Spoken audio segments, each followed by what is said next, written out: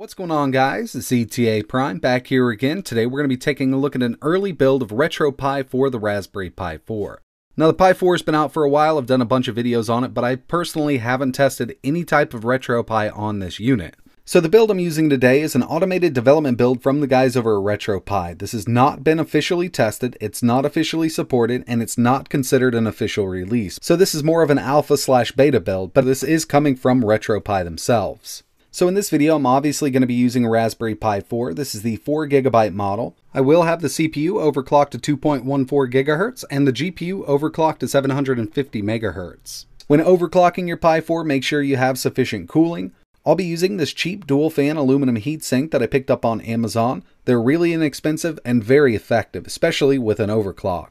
So with the Raspberry Pi 3B+, we had really good performance with Game Boy Advance, SNES, NES, Neo Geo, CPS 1, 2, 3, all of FBA. In this video, I really want to test some of the higher end stuff, mainly PSP, Dreamcast, and N64. Now keep in mind that Redream is available for the Raspberry Pi, but you need to be running Raspbian for it to work. Hopefully in the future it is added to RetroPie because Redream works really well on the Raspberry Pi 4, especially with this overclock. I've done a full video on it, I'll leave a link in the description. I get a lot of questions from viewers asking when RetroPie is going to be officially available for the Raspberry Pi 4. And to answer that question, I personally have no idea. I have no affiliation with the RetroPie team whatsoever. They do their own thing and they do an amazing job. They've been working really hard and it does show off in this development build, but there's still some work to be done. And personally, I don't mind waiting a little longer for an official release on the Raspberry Pi 4 as long as it's stable and works well. So I'm going to go ahead and swap over to my game capture so we can get a better look at this. So here it is. I'm using the Tronky Fran theme, one of my favorites. It's available on the theme downloader. Wi-Fi, Bluetooth work, and I think it's time to get into some testing. First up, we're going to do PSP. I'm using the standalone version of PPSSPP. And performance with this has come a long way from the Raspberry Pi 3 or the 3B+. This is Tekken 6. With each one of these games, you will see the FPS listed on screen and the name of the game. I'm at 2x resolution and it's running great here. In this video, I didn't test any of the God of War games because I know they're going to run slow on this right now. Hopefully in the future we can get better performance with those harder to run games, but even with the overclock, they're still going to be slow right now. I think it's a little ways off still. So I'm going to go ahead and let some PSP games play out and then we'll move over to Dreamcast.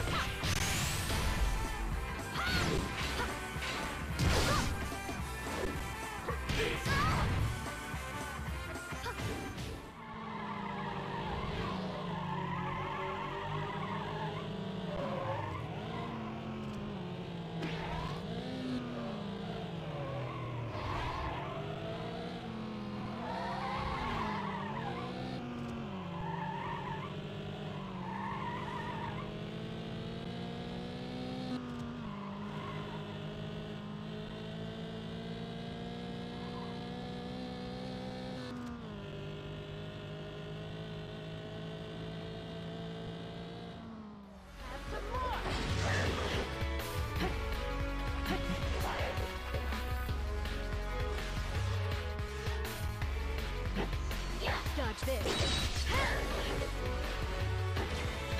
Who are you watching?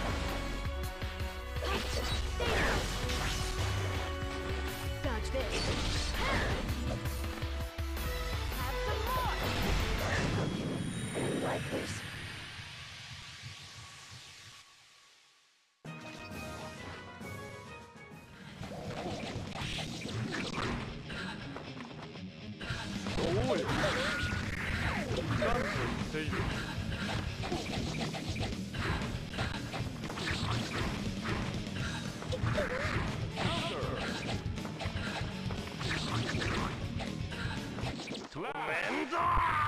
Here we have Dreamcast using the FlyCast core inside of RetroArch. I also tested the Raycast core and performance is pretty much on par with each other here.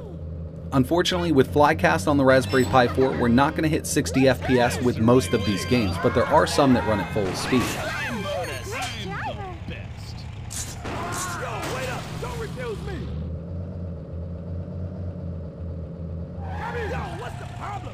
Trying to hit me? You're all right. Let's go. Take me to the church. All right. Hold tight.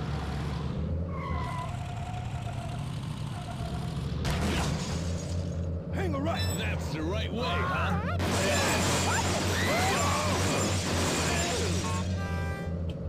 Whoa!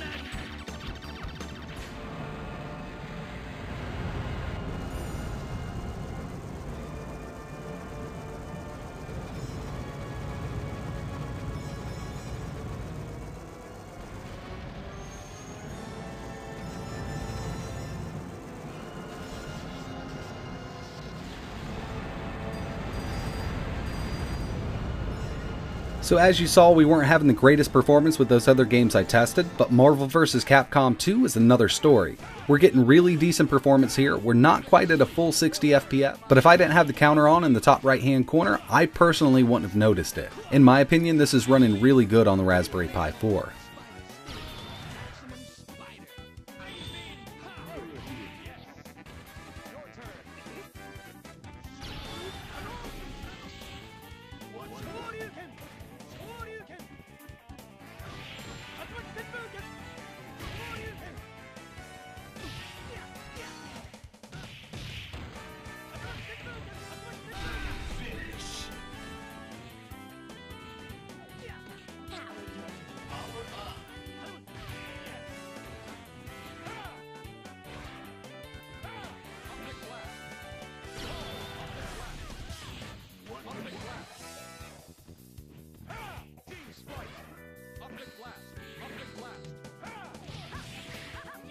And finally, we have some N64 emulation using the LR Mupin core inside of RetroArch. Now this game actually ran pretty decent on the Raspberry Pi 3, but I'm getting a lot of screen tearing here. Well, it's not a lot, but every once in a while you'll notice right in the middle, the screen just almost tears in half. So that's something that definitely needs to be addressed, but keep in mind there are several different cores that we could choose here. I just opted for the LR Mupin core. It was already pre-installed and ready to go.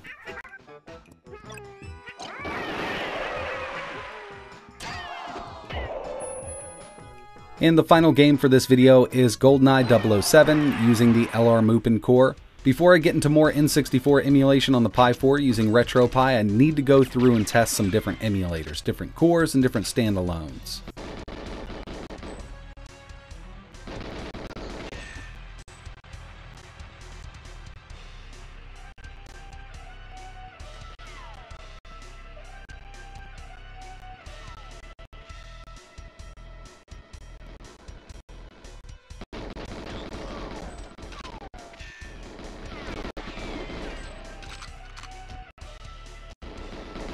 So as you just saw, performance with PSP is actually really great on the Raspberry Pi 4 when you pit it up against, let's say, the Raspberry Pi 3 or the 3B+.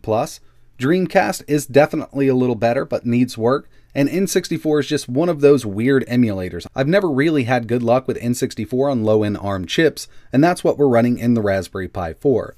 Even with this 2.1 GHz overclock on the Raspberry Pi 4, a lot of this stuff is still struggling, except for PSP. That was actually really good performance for what this thing is. I got a feeling that as soon as some of these drivers for the Raspberry Pi 4 are cleaned up, we'll see much better performance than everything that I just tested, and especially with the upcoming addition of Vulkan. Yes, you heard that right, the Raspberry Pi Foundation has officially announced that we will be getting Vulkan support on the Raspberry Pi 4. I'm not sure when that's going to happen, but if we can get that ported over to some of these retro gaming front ends like RetroPie here, we'll see much better performance in emulators that support Vulkan. So that's pretty much it for this video, guys. I really appreciate you watching. That was really my first look at RetroPie on the Raspberry Pi 4. Like I mentioned, I haven't tested it yet with any of the non-official builds, and I wanted to get as close to official as I could before I even took a look at it. And these development builds are as close as I can get right now. But definitely stay tuned to the channel for updates on this. I will be testing more in the future. If you have any questions or you want to see anything else running on the Raspberry Pi 4, just let me know in the comments below. But like always, thanks for watching.